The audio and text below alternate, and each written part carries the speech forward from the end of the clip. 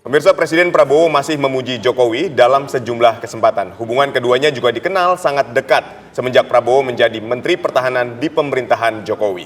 Apa sebenarnya makna yang ingin disampaikan oleh Prabowo Subianto yang memuji Presiden ke-7 Indonesia tersebut? Untuk membahasnya sudah bergabung di studio bersama kami ada Adita Irawati, juru bicara Presiden Prabowo, dan juga Slamet Ginting, pengamat politik Universitas Nasional. Selamat petang Mbak Adita dan juga Bang Slamet. Terima kasih atas kehadirannya.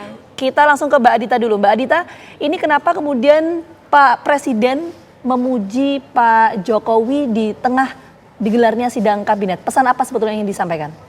Ya, ini sebenarnya cerminan dari sikap kenegarawanannya Pak Presiden, Pak Prabowo ya.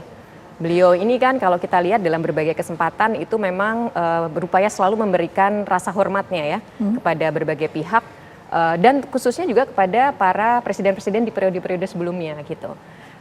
Kita lihat bahwa Pak Prabowo ini juga selalu menyampaikan bahwa beliau menganut prinsip keberlanjutan.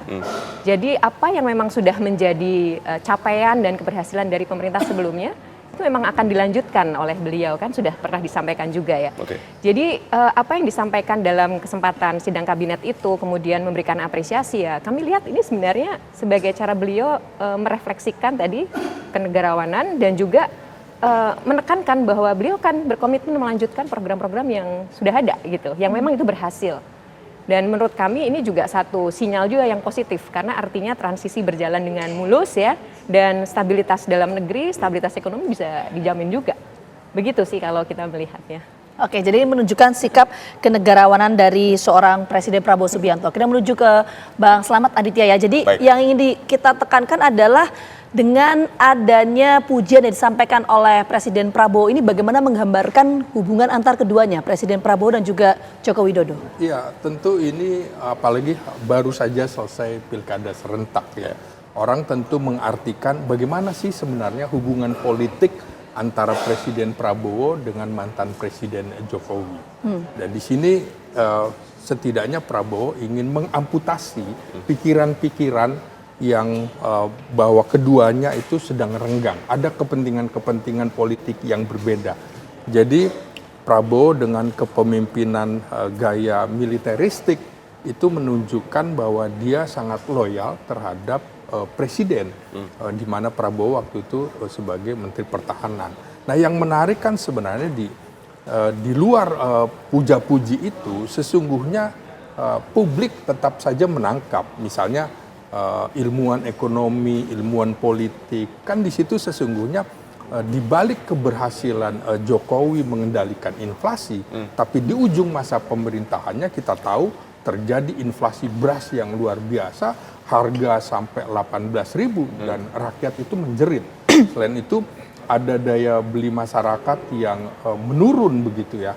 Nah, ini tidak disebutkan oleh Prabowo. Jadi puja-puji seperti ini tentu dalam perspektif para ilmuwan politik tentu ada tujuan-tujuan. Jadi kira-kira tujuannya seperti apa?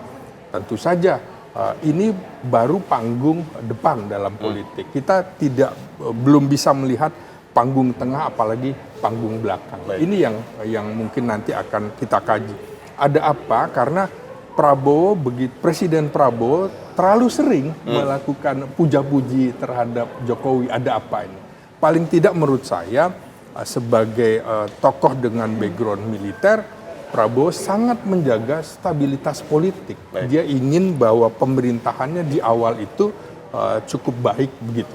Baik, saya ingin ke Mbak Adita. Tadi kan Anda katakan ini adalah sikap kenegarawan seorang Presiden Prabowo. Kemudian ada semangat keberlanjutan di situ. Pujian itu ke situ. Tapi sebagian publik juga menilai bahwa seolah-olah Pak Prabowo ini tidak bisa lepas dari bayang-bayang Pak Jokowi. Anda menilainya seperti apa? Iya, kalau dibilang tidak bisa lepas ya tentu setiap periode kepemimpinan pasti akan punya masa dan punya visi misinya sendiri ya. Tetapi sekali lagi yang ingin kami tekankan bahwa keberlanjutan ini penting gitu. Dan bagaimana masyarakat juga kemudian punya confidence level yang bisa dijaga, investor juga kemudian tetap percaya untuk melihat Indonesia sebagai tempat investasi yang baik. Ini kan perlu dijaga gitu ya. Sehingga yang seperti itu mari kita lihat secara positif gitu, bahwa ini adalah cara beliau juga untuk menjaga stabilitas dalam negeri, di samping juga memang ada program-program yang itu sebelum masa beliau itu sudah menunjukkan kinerja yang baik. Dan ini memang harus dilanjutkan gitu. Di samping tadi sudah disinggung juga ya soal penanganan inflasi. Penanganan inflasi beliau juga secara spesifik kan menyebutkan, memuji cara Pak Jokowi menangani inflasi ini gitu.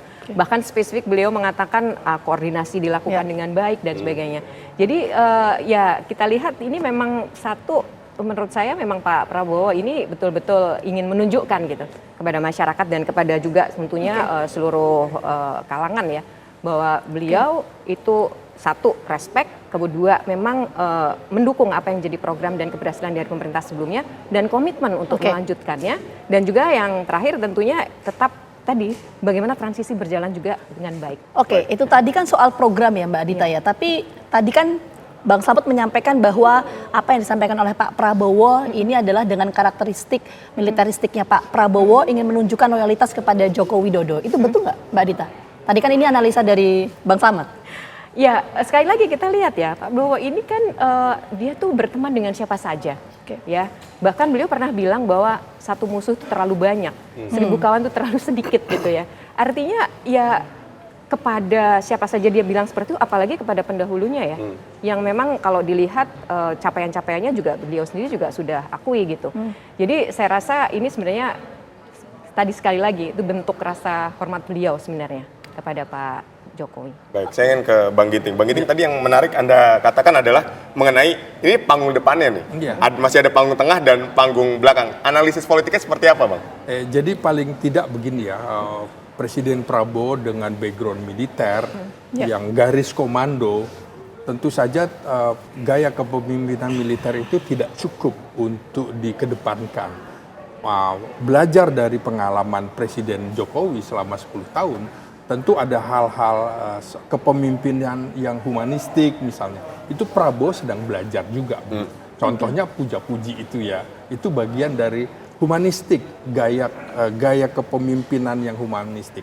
Tapi di sisi lain menurut saya kan gaya kepemimpinan humanistik yang dikedepankan oleh Presiden Jokowi, kita sering lihat gayanya sering zigzag. Artinya sen kiri belok kanan, sen kanan belok kiri. Nah ini juga mungkin sedang dipelajari oleh Presiden Prabowo Subianto, bahwa ada hal-hal yang baik tentu akan diteruskan, yang kurang tentunya akan di stop.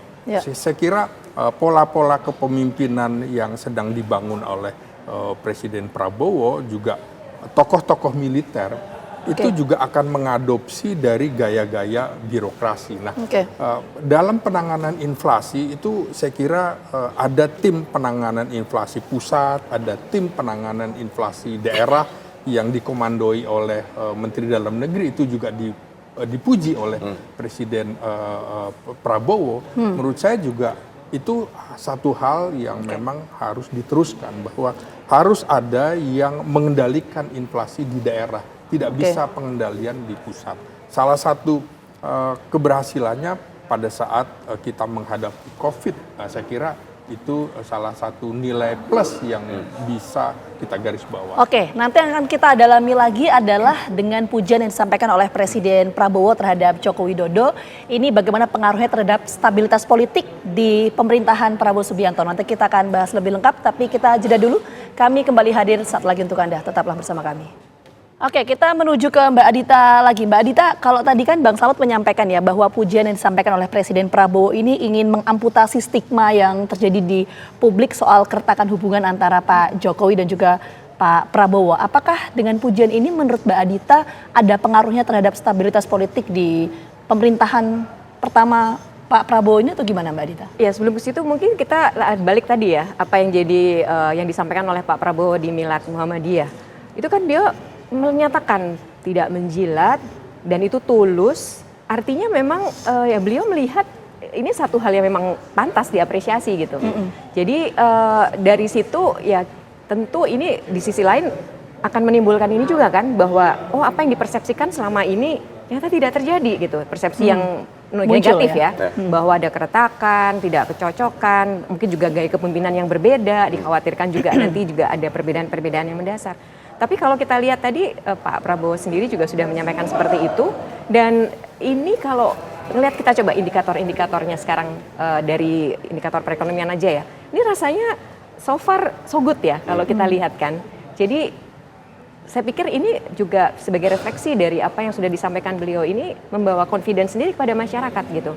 Di samping juga tentunya kebijakan-kebijakan yang beliau sudah keluarkan ya dalam kurun waktu sebulan terakhir kan. Yang kita lihat memang itu konsisten dengan apa yang menjadi rencana-rencana pada saat beliau mencalonkan dulu kan. Itu soal program, tapi hal berbeda Mbak, soal stabilitas politik, apakah ini juga pengaruh kalau menurut Mbak Adita di pemerintahan pertama Pak Prabowo? Ya saya rasa itu harus itu. Kita stabilitas politik, stabilitas ekonomi, dan stabilitas nasional secara keseluruhan harus kita jaga gitu ya. Jadi di samping memang itu program-program, kalau sekali lagi saya harus kembali pada program ya, itu memang pantas untuk dilanjutkan. Ya Pak Prabowo sendiri, sekali lagi saya lihat memang beliau punya sifat kenegarawanan yang betul-betul bisa memberikan rasa hormatnya kepada pimpinan-pimpinan sebelumnya. Baik. Dan saya rasa ini ya beliau kan pasti melihat bagaimana agar kepentingan nasional lebih bisa dijaga ya. Dan itulah yang akhirnya beliau sampaikan kepada masyarakat. Baik, saya ingin ke Bang Slamet ini.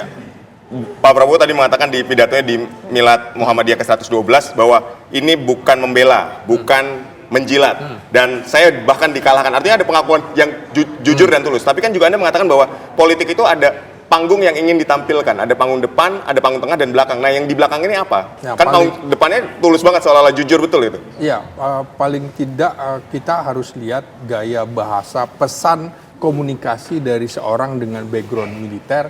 Itu kan biasanya singkat, tegas, lugas gitu kan. Dan juga pesannya itu singkat.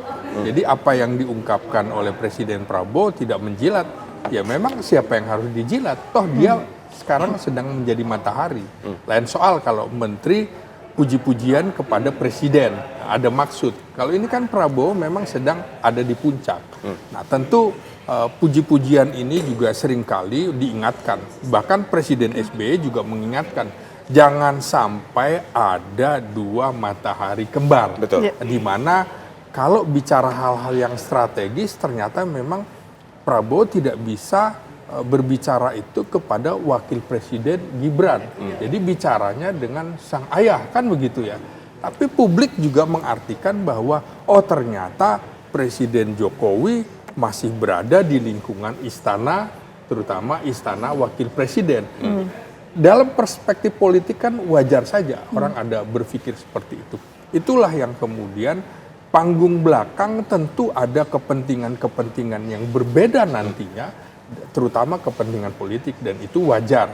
Misalnya bagaimana dengan menteri-menteri yang berasal dari era pemerintahan Jokowi, apakah akan dilanjutkan atau tidak? Ini kan menjadi rumor yang menarik kan, bahwa sebenarnya ada pesan juga yang ingin disampaikan bahwa Prabowo akan tegas kepada siapapun.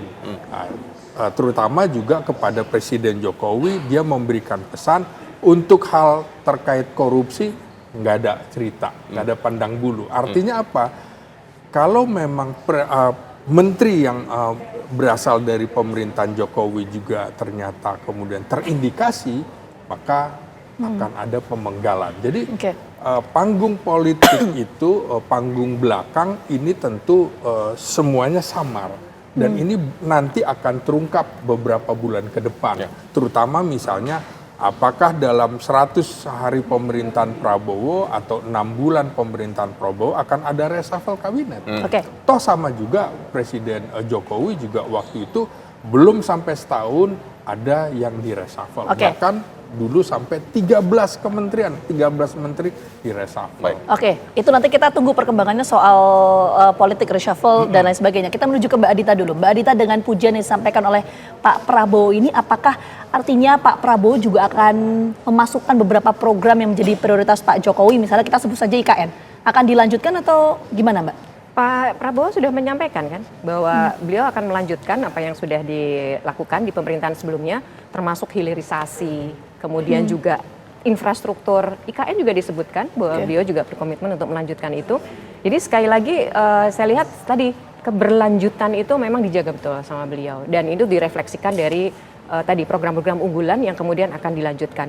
Mungkin ada beberapa dinamika-dinamika atau perbedaan-perbedaan dalam konteks misalnya soal timelinenya, soal waktu yang mungkin diperpanjang dan sebagainya. tetapi komitmen itu tetap ada, tetap dijaga. Oke, komitmen itu tetap terjaga, tapi untuk timeline waktunya itu gimana Mbak spesifiknya? Ya, misalnya seperti IKN ya, ini seperti juga yang sudah disampaikan juga oleh Kepala Otorita kan, bahwa tetap akan berlanjut, namun akan ada penyesuaian terhadap waktunya. Jadi memang prioritasnya mungkin akan diatur lagi, tetapi tetap itu akan dilanjutkan. Bukan sesuatu yang selama ini kan dipersepsikannya, wah ini nanti akan terjadi apa bahkan sampai parahnya katanya mangkrak dan sebagainya. Itu dipastikan tidak terjadi seperti itu. Baik, ini kan berarti ada skala prioritas dalam program yang ingin dilanjutkan. Nah, Bang Slamet melihatnya seperti apa, Bang? Ya, saya kira untuk menjaga stabilitas politik terutama ya, maka keberlanjutan itu akan dilakukan di awal-awal masa pemerintah supaya kemudian publik tidak melihat bahwa terjadi perbedaan yang menyolok antara pemimpin sebelumnya dan pemimpin yang melanjutkan. Ya. Nah, kita harus belajar soal kesinambungan program. Jangan sampai kemudian apa yang dilakukan presiden yang sebelumnya langsung diamputasi, diganti oleh program-program yang lain. Itu juga tidak bagus. Karena yang harus dilanjutkan adalah program pemerintahan, program negara, bukan program pribadi. Karena itu dulu kita punya GBHN, punya rancangan pembangunan jangka menengah, jangka panjang. Itu kita harus belajar juga dari pengalaman era Orde Baru, pengalaman era Orde kepemimpinan Orde Soekarno gitu ya. Jadi saya kira apa yang bagus harus dilanjutkan, yang tidak ya tidak. Jangan kemudian saya beda loh, saya antitesa dari presiden sebelumnya, itu juga nggak bagus. Ya. Baik, Mbak Adita, bentuk komunikasi yang hari ini dilakukan oleh Pak Prabowo ke Presiden ke-7 Joko Widodo ini seperti apa sih? Ya tentu itu Pak Prabowo yang tahu ya. Ya. Tapi kan sekali lagi, beliau itu tetap menjaga komunikasi dengan baik ya. Baik itu yang pribadi maupun juga penting untuk hal-hal yang terkait juga dengan tadi keberlanjutan dan kesinambungan program. Jadi masih terjalin dengan baik sebagai ya istilahnya mungkin senior ya, karena beliau kan pendahulunya sebagai presiden sebelumnya dan juga sebagai kawan sebenarnya. Jadi masih berjalan dengan baik. Begitu kita tegaskan. Nanti kita akan sama-sama melihat apa saja program-program yang akan terrealisasikan dalam waktu dekat dan juga jangka panjang. Sekali lagi terima kasih banyak Mbak Adita dan juga Bang Slamet atas waktunya sudah bergabung bersama kami. Sehat selalu. Ya,